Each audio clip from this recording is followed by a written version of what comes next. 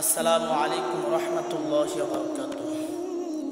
প্রিয় দর্শক, আমি আপনাদের মাঝে তাওহীদের দাওয়াতের তৃতীয় পর্ব নিয়ে হাজির হলাম। আমার কথাগুলো সবাই মনোযোগ সহকারে শুনবেন এবং বোঝার চেষ্টা করবেন। যদি মনোযোগ সহকারে শুনেন তাহলে আশা করি অনেক উপকৃত হবেন। প্রিয় বন্ধুগণ, তাহলে শুনুন আমার কথাগুলো। গত পর্বে আমি যে আলোচনাটা করেছি তাওহীদুল রুবুবিয়াত নিয়ে, আজকে আলোচনা করব তাওহীদুল উলুহিয়াত নিয়ে। তবে তাগুত বর্জন ব্যতীত ঈমানদার হওয়া যায় না, কথাটা সবসময় মনে রাখবেন।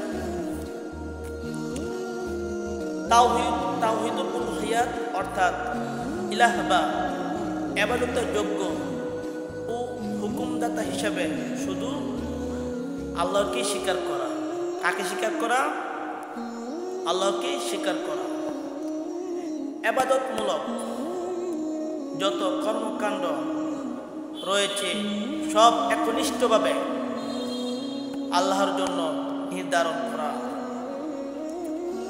কোন ইবাদতের ক্ষেত্রে আল্লাহর সাথে অন্য কাউকে শরীক না করা। বন্ধুগণ, আমার কথাগুলো মনোযোগ সহকারে শোনার চেষ্টা করুন এবং আল্লাহ ব্যতীত অন্য কারো ইবাদত না করা।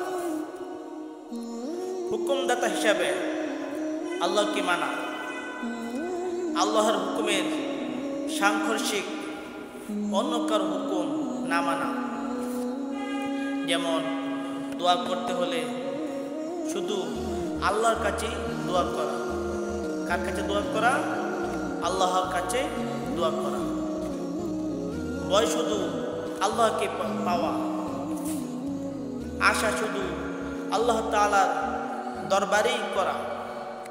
অন্য কোনো দরবার কাছে কামনা না করা। কার কাছে কামনা করা? আল্লাহ তাআলার কাছে আমাদের সব কিছু পেশ করা।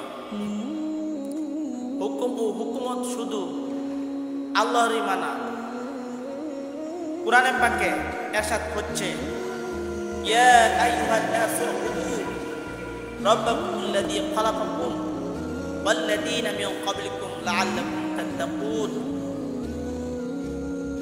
হে লোক সকল, তোমরা তোমাদের ওই প্রভুর ইবাদত করো যিনি তোমাদের পূর্ববর্তীগণকে সৃষ্টি করেছেন, যেন তোমরা মুত্তাকি হতে পারো। সূরা আল বাকারা আয়াত নম্বর 21। মূলত এই প্রকারের তাওহীদের দাওয়াত নিয়েই আল্লাহ তাআলা রাসূলগণকে দুনিয়াতে পাঠিয়েছেন। আরো ইরশাদ হচ্ছে, ওয়ামা আরসালনা মিন ক্বাবলিকা মির রাসূলিন ইল্লা নূহি ইলাইহি আন্নাহু লা ইলাহা ইল্লা আনা ফা'বুদুন। আপনার পূর্বে আমি যে রাসূল প্রেরণ করেছি তার কাছে এই মর্মে ওহী পাঠিয়েছি যে আমি ব্যতীত অন্য উপাস্য নেই, সুতরাং আমারই ইবাদত করো। সূরা আল আম্বিয়া আয়াত নম্বর 25। শুনুন আরো আয়াত। আরো ইরশাদ হচ্ছে, ওয়ালাকাদ বা'আথনা ফি কুল্লি উম্মাতির রাসূলিন আন ইয়াবুদুল্লাহা ওয়াজতানিবুত তাগুত। আমি প্রত্যেক উম্মতের মধ্যেই রাসূল প্রেরণ করেছি এই মর্মে যে তোমরা আল্লাহর ইবাদত করো এবং তাগুত বর্জন করো।